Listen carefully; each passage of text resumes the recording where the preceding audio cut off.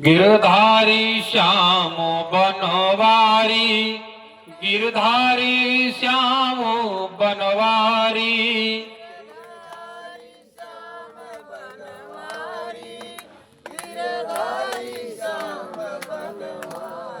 मेरो राधा रमण गिरधारी, गिरधारी राज बनवारी। मेरो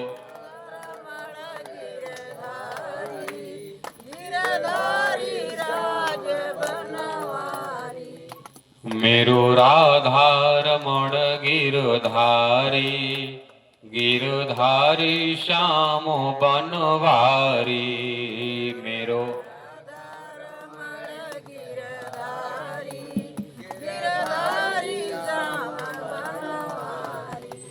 गोविंद मेरो है, गोपाल मेरो है।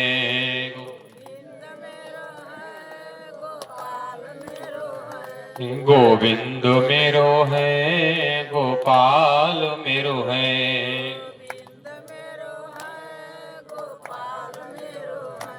श्री बांके बिहारी नंदलाल मेरो है, श्री बांके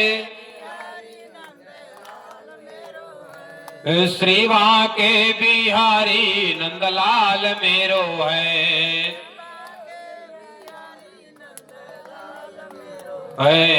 गोविंद मेरो है, गोपाल मेरो है।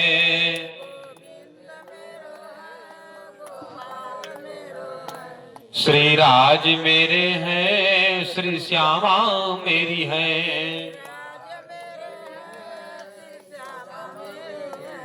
श्री राज मेरे हैं, श्री श्यामा मेरी है।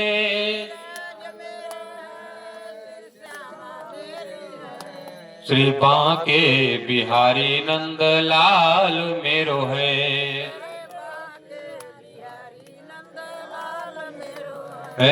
सतगुरु मेरे हैं, प्राणनाथ मेरे हैं।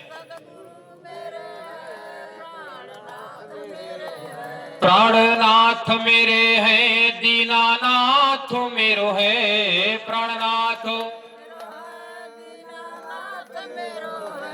श्री बांके बिहारी नंदलाल मेरो है।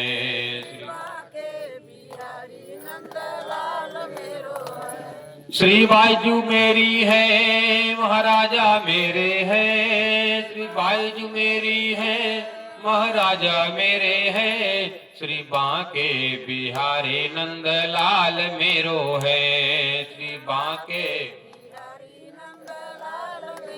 है, गोविंद मेरो है, गोपाल मेरो है।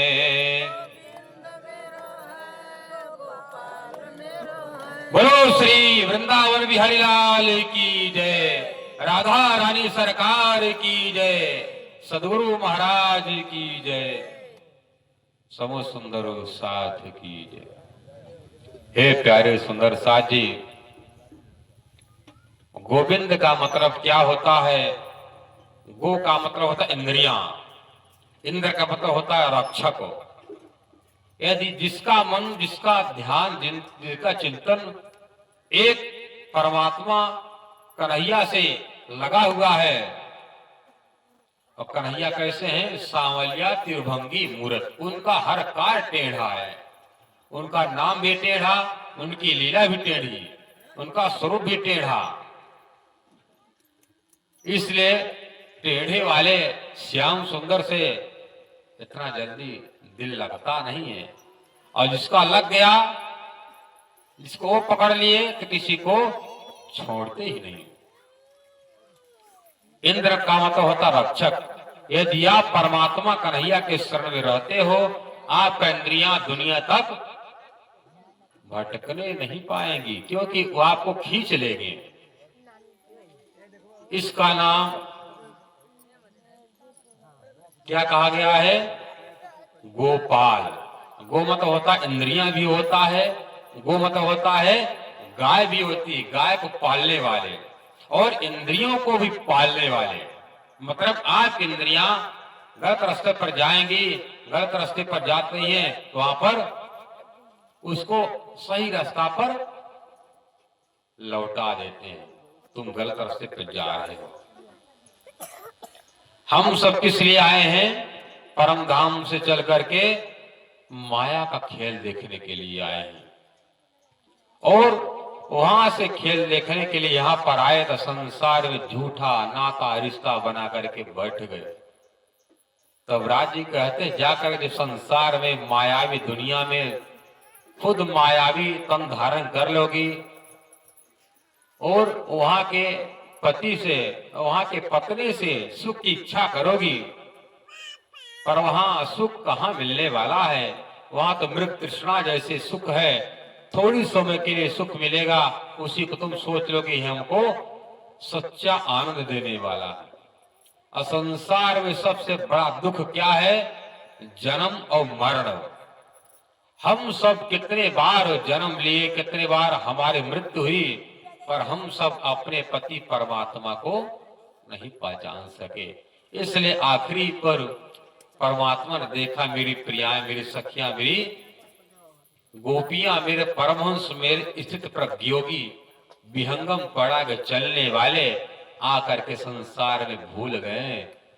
उन आत्माओं को निकालने के लिए झूठा पति के चक्कर से, झूठा गुरु के चक्कर से, झूठा मंदिर के चक्कर से राज जी आए निकालने के लिए। तो उनका क्या नाम पड़ा? बहुत नाम उनका, पर मुख्य नाम क्या है? एक कृष्ण है। मुख्य क्या नाम है? शास्त्र में कहा गया है, भगवतो नाम भगवतो कोटि नामनो, भगवान का करोड़ नाम आप जाप कर लीजिए, कृष्ण एक एव ही।